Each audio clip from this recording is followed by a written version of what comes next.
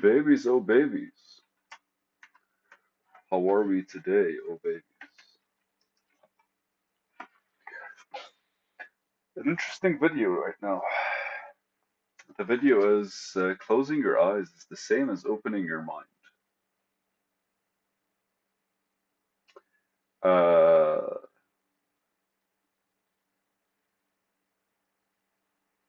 I read this twice before, right now, but out loud it kind of came out differently. So let's try again. Hmm. Uh, I think in a way I'm reflecting on fasting. So if you're closing your eyes, you're limiting your inputs. If you close your ears, you're limiting your inputs. And that's basically when your mind is no longer absorbing, it gets to create, right? Opening your mind. But also, I'm very sure that this is because I tend to do this daily, where I kind of like lay back, close my eyes, and allow my mind to kind of process shit, right? Have you ever tried that where you just kind of like close your eyes and then kind of just watch what's going on? I do that, but I lay down while I do that. So it kind of feels like I'm sleeping, but I'm not really. I'm very conscious, and when I wake up, I'm very much like fully energized, as if like I'm no longer mentally exhausted. It's a good thing, but I like the whole opening your mind part because the way we describe things articulate a perspective, right? It's not under normal circumstances or before this moment. I would have said I close my eyes and I observe my thoughts, right? Because that's the relevant word. I literally just close my eyes, I lay my head back, and I just kind of start watching what's going on. And as I do that, I kind of fall into that trip where random things start creating images, and like I find myself interfering in different places and areas.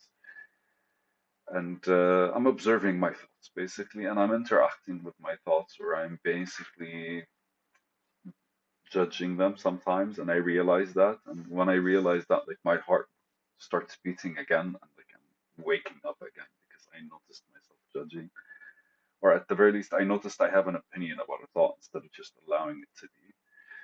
And there's a whole lot of these kinds of like activities, but again, I normally close my eyes and I observe.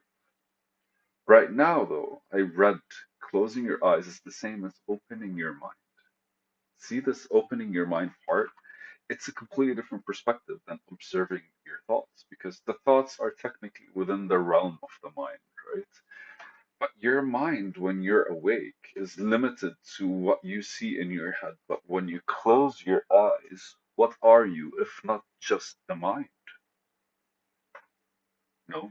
Okay. Uh,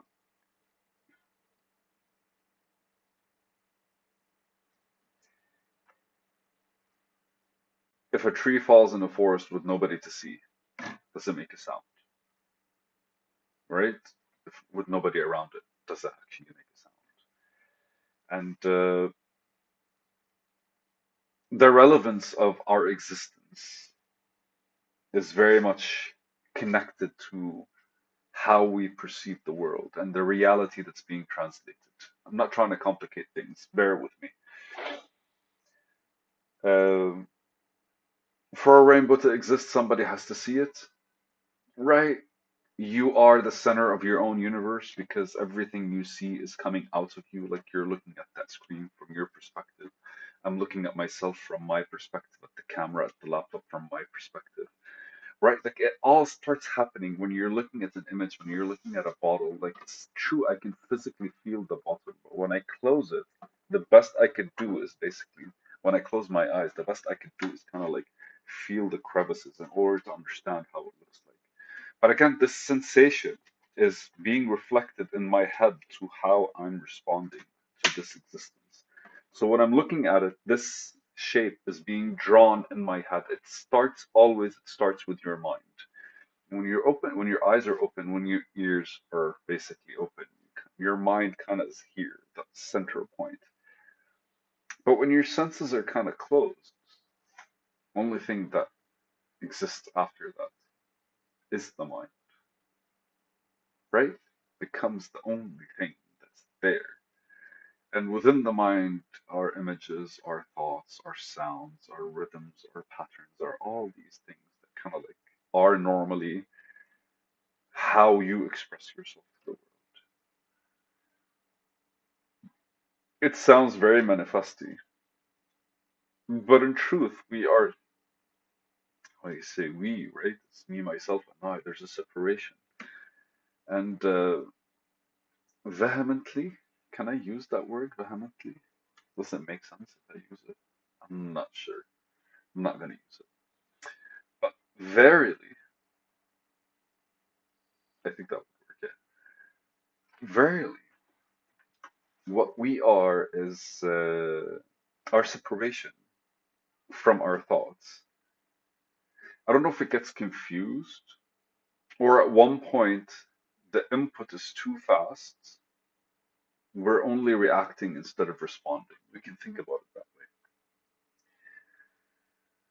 So, with our eyes open, our senses open, are basically right, like our engagement with this world, like heightened.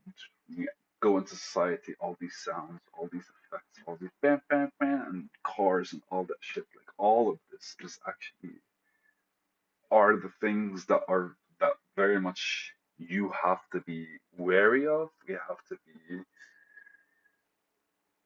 that call your attention, that trigger your existence, that trigger your existence, okay, or trigger you in your existence. I'm not sure. But ultimately, what's happening is like all of these are like whatever you're inputting is a trigger from the outside world. Something that happened in the outside world that matters enough for you to be like this. Whether it's a different color, whether it's a bird, whether it's a car crash, whether it's just a little cat, right? Like all of these are inputs. And the more we are aware of the outside world, or the more within the outside world, the realm we are, which is basically with our eyes open. When I say eyes open, I mean basically our senses are inputting, basically. Then basically our mind, the best case scenario is for our mind to kind of like react, right? This pattern, this pattern, this pattern, this pattern. But when you close your eyes, what effectively you're doing is you're kind of like you're no longer inputting, right?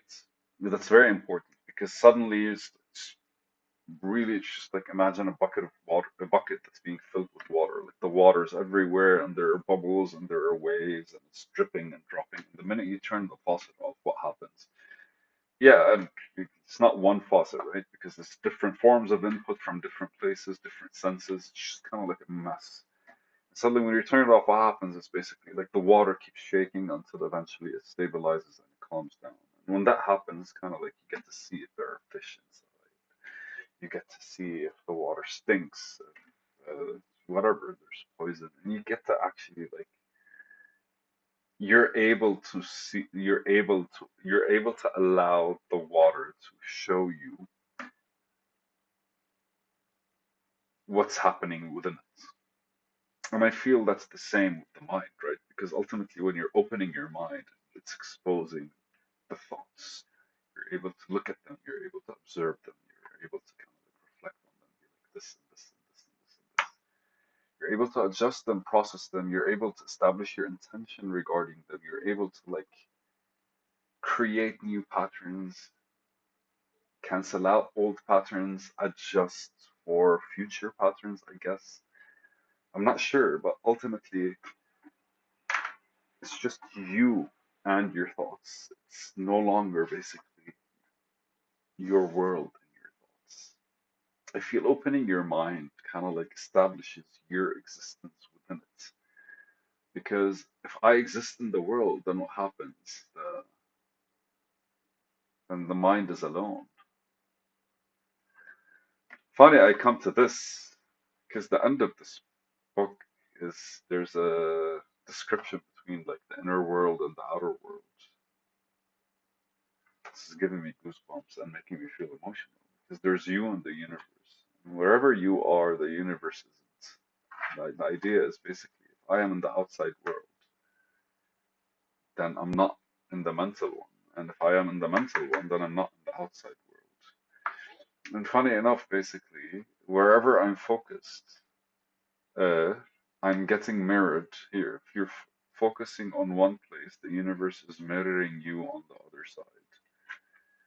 Your reality is you completed by the universe or vice versa. The idea is basically if I spend time in the outside world, then my mental world basically is missing me.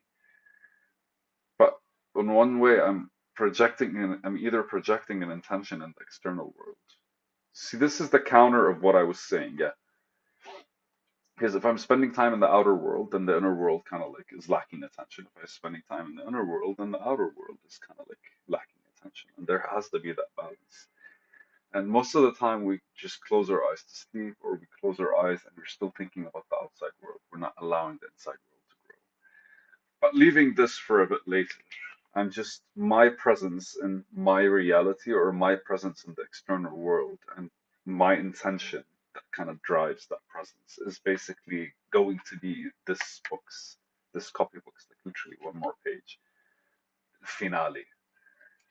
But for now, I think uh,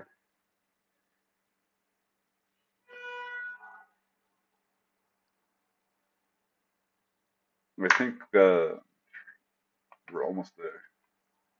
Something very intense is kind of like happening. All right, guys. It's a video. Okay, why the fuck not? I love you and peace out.